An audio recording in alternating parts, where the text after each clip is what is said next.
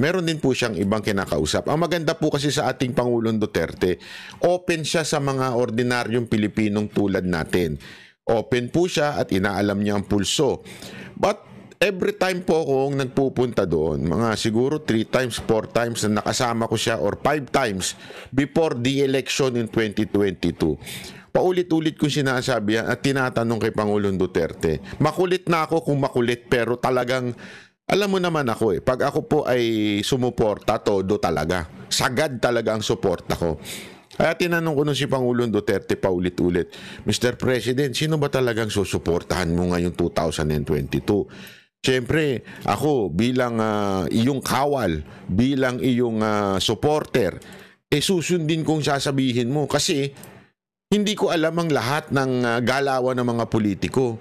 Mas kilala nyo ang mga politiko, mas kilala nyo ang karakas ng mga politiko. Dalawang bagay ang natanto ko noong time na yon. Una, ayaw na ayaw niya kay Marcos noon. Pagbali-baliktarin mo niya, ilang beses niya sa aking sinabi yun. Ayaw niya, ilang beses pumunta sa Malacanang itong mag-asawa na si Marcos at saka si Lisa, humihingi ng posisyon, ayaw niya, hindi niya binigyan kasi nga, sinabi niya na rin sa speech niya yan, ayaw na doon dahil bangag. Ayaw niya. Yun ang sinasabi niya. At in private, pinanggit niya na po sa akin niya ilang beses. Bago pa po niya sabihin ang pangalan ni Marcos bilang bangag, ilang beses niya na sinabi sa harapan ko yan. At ganito pa nga yung magsalita lagi. Tanong mo dito sa mga PSG ko, alam nila bangag yan. Paano nila susuportahan yan? Ganun talaga. Tapos yung mga PSG natatawa na lang Kasi nga alam mo nila.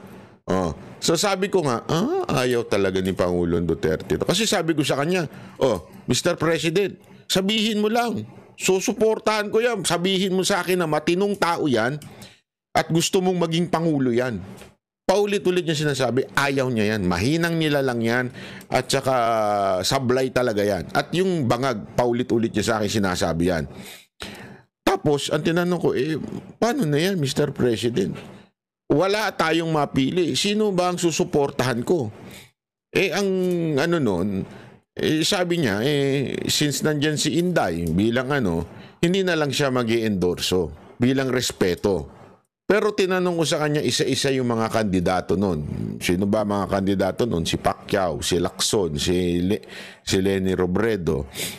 At every time na dumadating ako kay Isko, kasi sabi ko, Mr. President, dito sa mga tao mo, may mga isko dito, may mga nagtutulak na isko dito.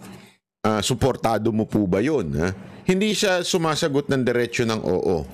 Pero isang bagay ang sigurado ko, sabi niya, maayos yung tao na yun, sabi niya. Sa akin yun hindi niya sinasabi yun in public. Tapos ang nga niya is, wala naman akong problema kay Isko. Yun ang paulit-ulit niya sinasabi. Pero doon sa mga ibang kandidato, may nasasabi siyang hindi maganda. Hindi ko na lang sasabihin kasi I don't want na sa akin manggaling Pero meron siyang sinasabing hindi magaganda doon sa ibang mga kandidato. At ang wala lang siyang sinabing pangit sa akin ay kay Yorme. Kaya po ako at ang aking mga kasamahan ay sinabi ko, Yorme tayo, kasi walang sinabi si Pangulong Duterte na pangit. Pero hindi niya ikakampanya dahil nga po respeto sa anak niya na si BP Sara Duterte ay katambal si Marcos. Hindi siya magsasalita publicly, pero sa loob-loob ko alam ko na kung sino ang sa tingin niyang okay. Fast forward tayo. Nag-fast forward tayo.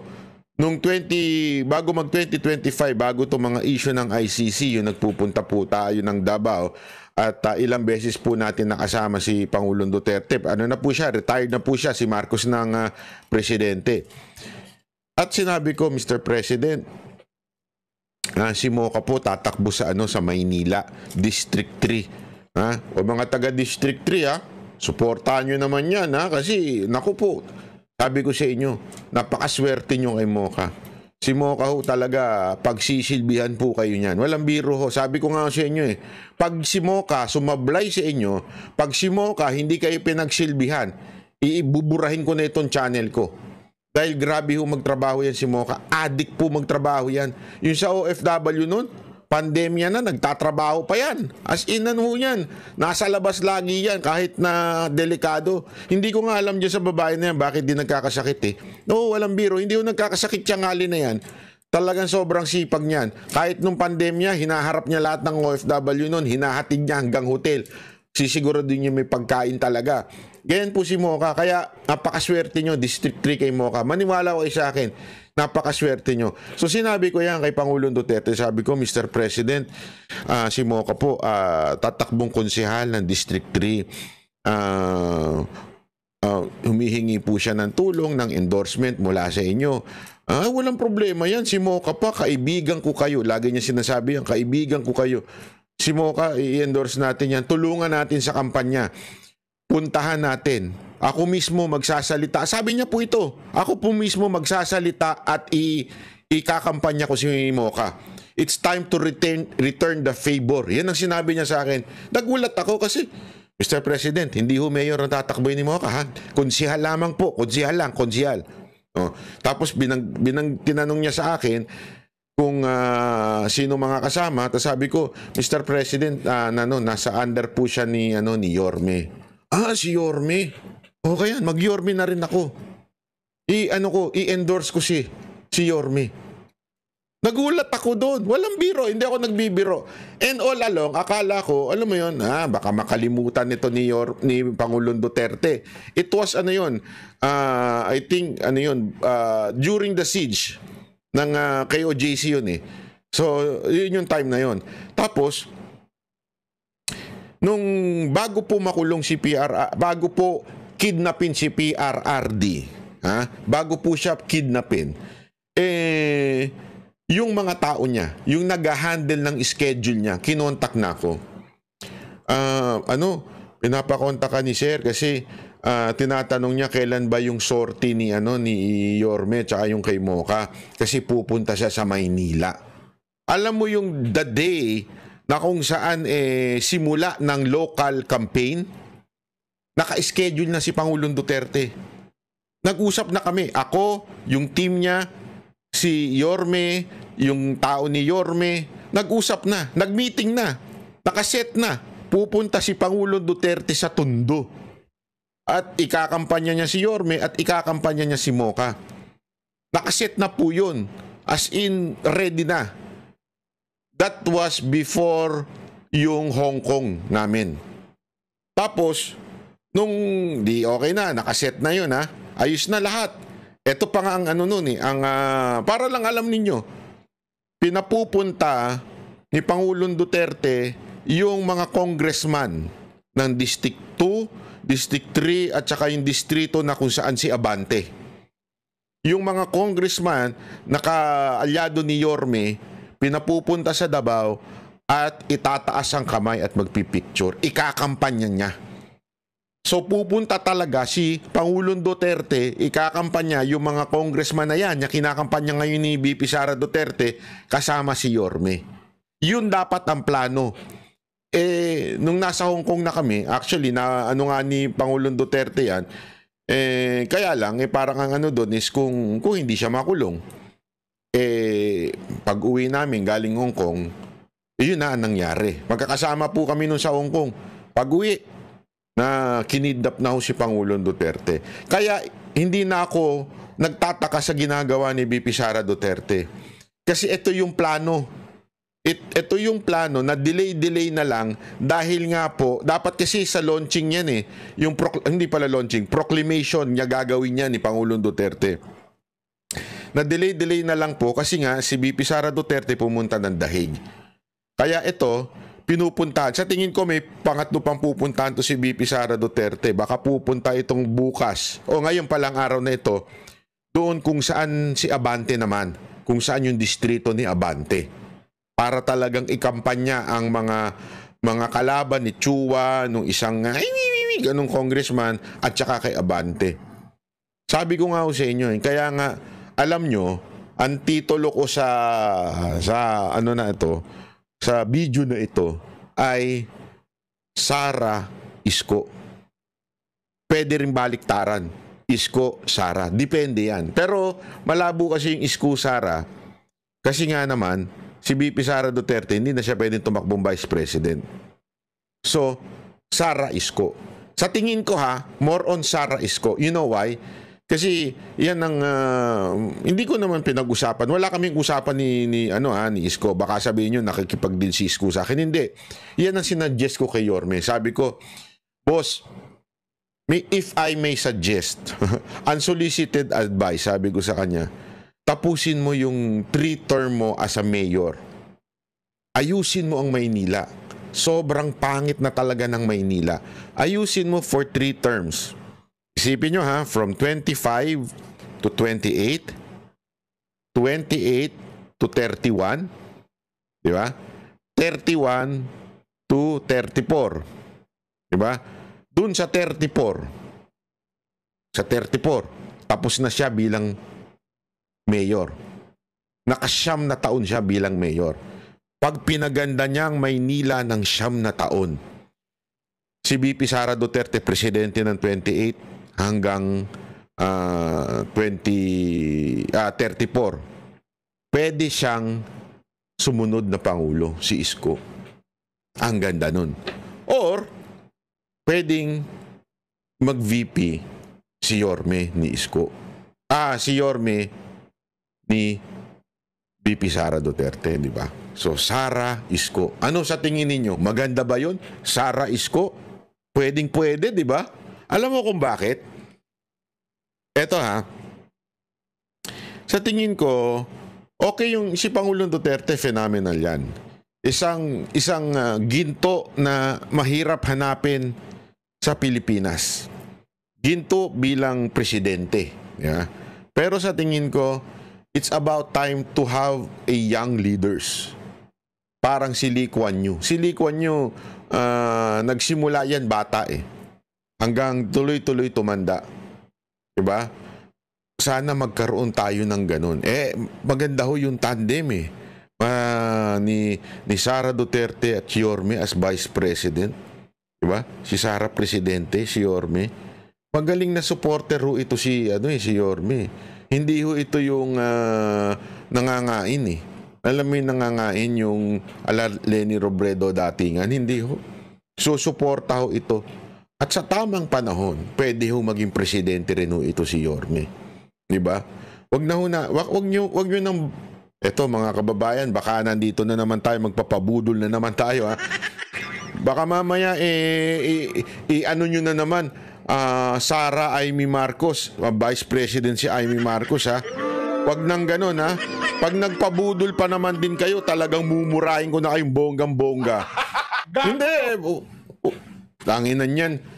No, natanga tayo kay Marcos, gusto nyo, boto pa uli yan. So, wag na.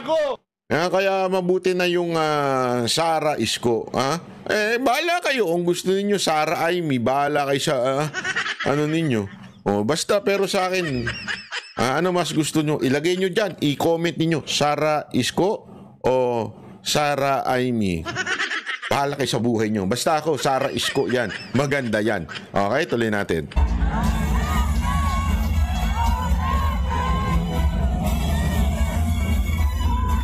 Muli po mga minamahal ko pong Batang Maynila. Palagpakan po natin ang ating Vice Presidente, Vice President Sara Duterte!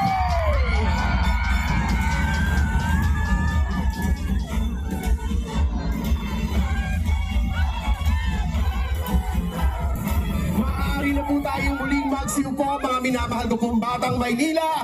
Muli po, palakpakan po natin Vice President Sara Duterte! Ulit-ulit ka Pabayaan mo na sumigaw ang tao. Pabayaan mo na.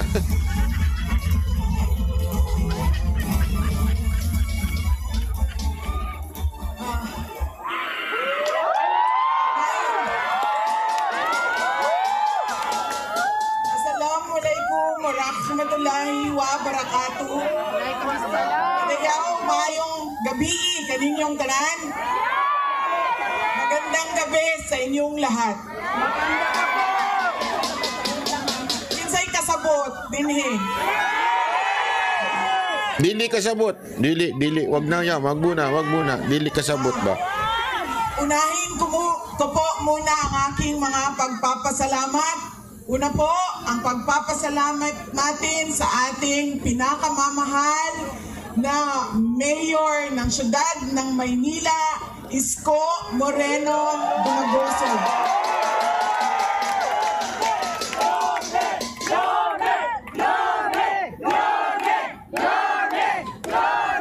Nagpapasalamat po ako sa kanya dahil ipinahiram niya po ang inyong entablado at ang inyong mikropono para po sa mga senador ng Duterte. Yo. Maraming salamat, Mayor. Uy! Uy! Ang sunod na pagpapasalamat ko ay sa inyong lahat, mga kababayan namin dito sa Maynila. Maraming salamat sa oras ninyo at sa pagkakataon na ibinigay ninyo sa akin at sa amin ngayong gabi na ito. Maraming salamat. I love you! Madami sa inyo ang Panahon na pa! hindi pa, wala pa na ni hapon, hindi pa na naghapunan. Marami sa inyo ang hindi pa naghapunan, hindi pa nakaluto, at kanina ba dito, mainit, pero nandito kayo para sa amin at para sa bayan. Maraming salamat sa inyong lahat. Ang susunod ko pong pagpapasalamat, mahal ko kayo, ma'am. Mahalin din natin patuloy ang ating mahal na inang bayan, ang Pilipinas. I love you, Sarah! I love you too. Sisterly love na ito, sis.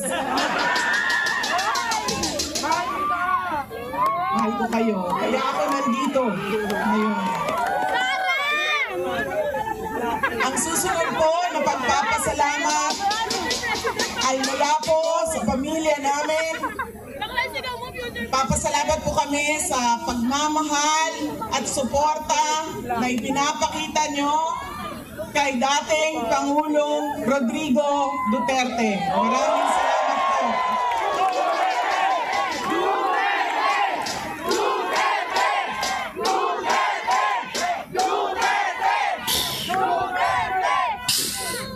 Marami po sa inyo ang nag-celebrate ng kanyang birthday noong March 28, 2025. At kami po ay taus-puso nagpapasalamat at masaya dahil nakiisa kayo sa kanyang 80th birthday celebration. Dahil hindi po lahat tayo ay mabibigyan ng pagkakataon na umabot ng 80 years old. Kaya maraming salamat at sinelebrate nyo ang kanyang 80 years. Ang susunod na pagpasalamat ay mula po sa akin. Maraming salamat sa inyong suporta, sa inyong kampanya at sa inyong boto para sa akin noong halalan ng 2022. Maraming salamat sa suporta ninyo. At syempre, ang aking pagpapasalamat pa rin sa patuloy ninyo na pagtitiwala sa akin at sa aking mga kasamahan at sa aming opisina, ang tanggapan ng pangalawang Pangulo ng Pilipinas. Maraming salamat. Ang amin pong pamilya ay merong malaking utang na loob sa inyong lahat, mga kababayan namin, sa pagkakataon na inyong ibinibigay sa amin na makapaglingkod sa ating bayan. Dako kayo ang amo ang utang nga kabubuton kaninyong tanan, mga kaigsuunan namo. Sa higayon nga gihatag ninyo kanamo nga makaserbisyo sa atoang nasod. Daghan kayong salamat.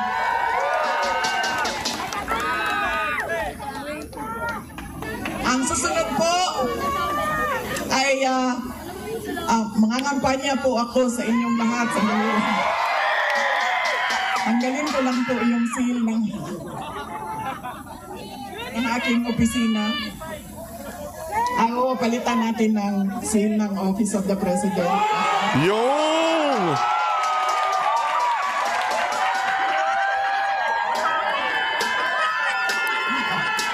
Ayun na yun eh. O, di ba? Ayan eh, talaga nga ng mga lantaran na sinasabi ni VP Sara Duterte na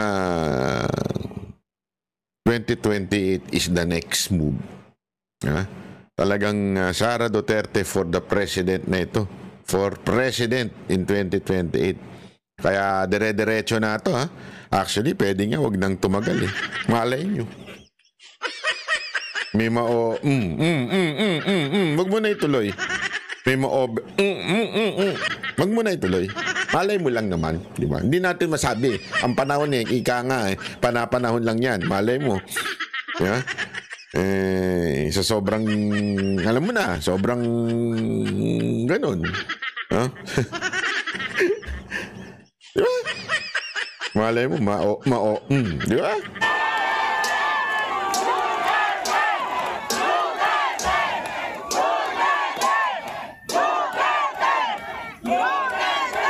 Tinanggal ko lang kasi Kayo naman. iba kasi yung opisina, iba din yung pangangampanya. Pero kung sa Grabe, no? Grabe yung ano niya dyan, ano? Yung, kasi pwede, may karapatan siya. Vice President siya. May karapatan siya. Di ba? Pero kasi, alam mo yung kinagandahan ng ginawa niyang ito. Nakikita niya kasi, nahiwalay o trabahante siya nung opisina niya. Etong ginagawa niya ay politiko na. Ibig sabihin, ako'y nangangampanya para sa mga kasamahan ko na Duterte, ito'y pamumulitika na. Natural, that's politics, ika nga. Pero ito kasi, itong shield na ito, ginagalang ko ito because this is a job. Trabahante sila ng gobyerno. Ito'y trabaho. Hindi ito, sa kanya kasi, it's not na privilege sa akin ito bilang Vice President, yan ang pangalan ko. Ako yan. Hindi. Ang tingin niya sa pagiging Vice President, it's a job. It's a work. Trabahante ng gobyerno. At ito ay labas na sa kanyang trabaho. Yan ang tinatawag mong delikadesa. Hindi katulad nung isa dyan. Naku po. Hindi ko na lang babanggitin yung pangalan ni Marcos, ha. Baka sabihin nyo na naman eh. Pangulo lang, pumili na lang kayo. Si Isko Moreno, si Sara Duterte, wala kaming problema. Ayun! Si Sara Duterte o si Isko, grabe, palakpakan natin. Sabi ko sa inyo eh. Wala, ayan, lumabas na sa bibig niya. Wala siyang problema kay Yorme. Kung siya ang presidente, okay lang. Kung ako, okay lang din. Wala kaming problema sa isa't isa. Kung sino man ang tumakbong presidente. Pero ako, sabi ko nga sa inyo, sa tingin ko, agree naman siguro si Yorme kung tapusin niya muna yung 9 na taon niya bilang mayor. Kasi importante, pag pinabayaan na naman niya ang Maynila, pambihira, wawa naman ang Maynila. Ako kasi nalulungkot ako eh. Hindi dahil sa wala akong tiwala sa kanya. Gusto ko nga siya maging presidente noong 2022 eh. Kaya lang yun nangyari sa Maynila, disaster. Hindi mo pa pwedeng tanggalin kasi yun. Mga kababayan, pag sinabi mong Pilipinas, Manila kagad. Sa Japan po, ang mga Hapon, minsan hindi pa nga nila alam ang Philippines eh. Mas alam pa nila Manila. Totoo. Kasi una-una, sa totoo nga, yung mga Hapon nga, mga Koreano, mga Chinese eh. Maynila ang pinupunta. Nandyan ang Malate. Nandyan yung JTV, nandyan ang KTV. So, nandyan lahat eh, di ba? Maynila, nababoy ang Maynila. Talagang nababoy na nadumihan. Wala ho. Talagang sirang-sira ang Maynila nung iniwan ni Yorme. Kasi, alam nyo mga kababayan, ang Maynila ay itsura ng Pilipinas. It was a decade of disaster ang nangyari sa Pilipinas. Ganon din ang Maynila. Decades. Madaming dumaang mayor, nasira ang Maynila. At alam natin, nung panahon ni Isko, doon lang nalinis, napaganda, napaliwanag, napayos ang Maynila nung panahon ni Isko. Nabitin lang. Kasi siguro, ang isang rason ni Yorme doon, Buong team naman niya eh. Pambihira, yung mga team niya, sumablay lahat. Sorry to say ha, actually pinuna nga ni VP Sara Duterte. Sumablay lahat ng congressman na ano niya, bata niya nun, sablay lahat eh. Di ba? Yung mayor na itinalaga niya. Hindi naman mananalo yan si Lacuna. Sa totoo lang, hindi mananalo si Lacuna kung hindi yan ikinampanya ni Yorme. Pero bakit nanalo? Kasi nga, kinampanya na yan. So ano ibig ko sabihin? Simpleng-simple lang. Wala pa talagang kakayanan. Sa tingin ko, walang may kaya ngayon para ayusin ang Maynila kung hindi si Yorme. Yung SB, wala yun. Networker lang yun. Hindi, walang kwenta yun. Sa totoo lang. Gago! Sa totoo lang. Ito, diretsuhan tayo dito kay SB na to ha. Alam niyo ba na congressman yan? Hindi niyo alam. Representative yan. Anong party list yan? Tutok to win party list. Saka nakakita ang party list game show. Pambira. Ginamit lang ang kasikatan nung tutok to win party list na yun. Ginamit lang yun. Tapos ano? May nagawa ba? Wala. Nakita nyo ba? Wala. Diba? Wala akong nagawa. Walang na... Ibig ko sabihin mga kababayan, ngayon, ang lakas niyang sabihin na aayusin ng Maynila, wala ka nga nagawa ng congressman ka, aayusin mo Maynila. Isang malaking katarantaduhan. Sa bagay, kayong mga networker, hindi naman po lahat, pero marami. Kayong mga networker, sanay kayo sa mga mabubulaklak na salita. Sanay kayo na nambobola. Sanay kayo. Sa katunayan, di ba? Yung iba nga dyan sa mga networker, yung mga nasa taas, naghihiraman lang ng sports car yan eh. O di kaya yung mga second hand. O bilin mo na to para pwede mong ipagyabang, para maloko mo, mabudol mo yung mga nasa baba mo o yung upline mo. Tinan mo, may sports car na. Ikaw, magsipag ka lang, magkaka-sports car ka rin. Di ba? Pero ano nangyari? Naubos na pera, wala pa rin. Naubos pa pati kaibigan. Bakit? Niloko eh. Ayan ang ganyan ng lokohan eh. Ang dami sa mga networker, naubusan ng kaibigan. Naubusan na nga ng pera, naubusan pa ng kaibigan. Niloko ninyo eh. Hindi ko sinasabing, ito'y general statement on some networkers. Not every networkers are masasabi nating scam. This is a generic statement on networker. So anong ibig ko lamang sabihin? Ang akin, ang punto ko dito, etong si SB, wala akong alam ito. Wala akong alam ito. Tapos hawakan niya ang Maynila.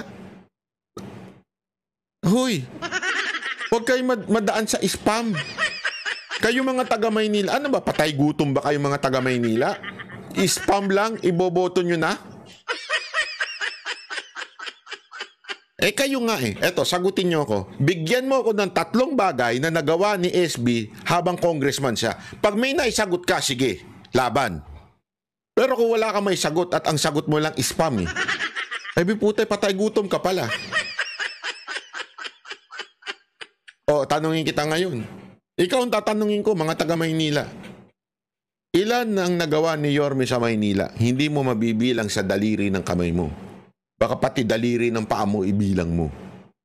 Tapos, boboto ka dun sa SB dahil lang nakatali ang ulo, parang di mo maintindihan. Tapos dahil lang laging may kasamang artista. Tandaan nyo ito mga kababayan. Mag-ingat kayo pag laging may dalang artista. Budol yan. Budulero ang tawag sa mga yan. Hindi nila kayang Alam nyo kung bakit sila dadala ng artista? Para makapaghatak. As simple as that. What's the reason? Because people will not come without pamimigay, without entertainers. Yan ang trabaho namin Alam namin yan. Kaya nga ako, alam nyo ba, ngayon, wala akong pinupuntahan na kampanya. Pag meron mga nag-i-inquire sa akin, pag na kagad yan, nasa kontrata ko yan, bawal ang kampanya. The only place na pinupuntaan namin na matatawag mong kampanya ay kay Mocha. Bakit? Hindi kasi sa aming kampanya yun. Yun ay dahil pinuno namin yun. Founder ng Mocha Girls yun. Naturalmente, alam namin ng karakas at